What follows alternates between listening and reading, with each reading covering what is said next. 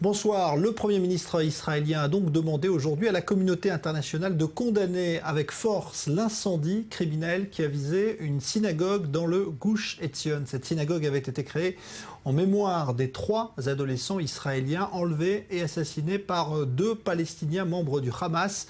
C'était à l'été 2014, juste avant la guerre entre le Hamas et Israël. Reportage sur place, Mathias Inbar.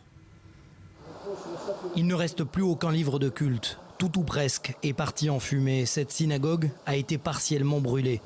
Elle avait été érigée en mémoire des 3 adolescents israéliens, Gilad, Naftali et Eyal, enlevés et assassinés en mai 2014 par des terroristes du Hamas.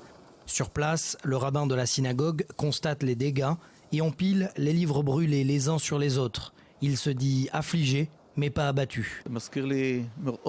Cela me rappelle les heures les plus sombres de notre passé. Nous ne sommes pas en colère parce que nous n'attendons pas grand-chose de nos voisins musulmans.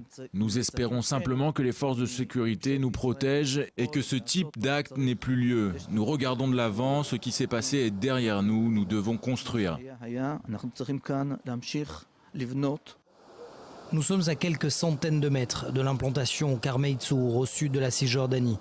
Pour les responsables du village, une ligne rouge a été franchie alors que la tension est ici permanente. Nous sommes alors dans la voiture d'un des responsables de sécurité.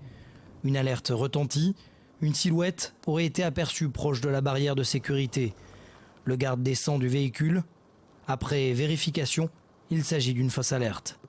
C'est la 4e fois que des Palestiniens causent des dégâts contre cette synagogue. Mais cette fois, ils ont rassemblé tous les livres de prière et les ont brûlés.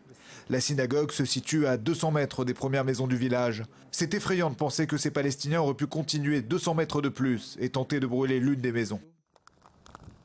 Selon la police israélienne, après avoir incendié cette synagogue, les jeunes Palestiniens auraient pris la fuite vers les villages avoisinants, la grande ville palestinienne de Khalkhoul.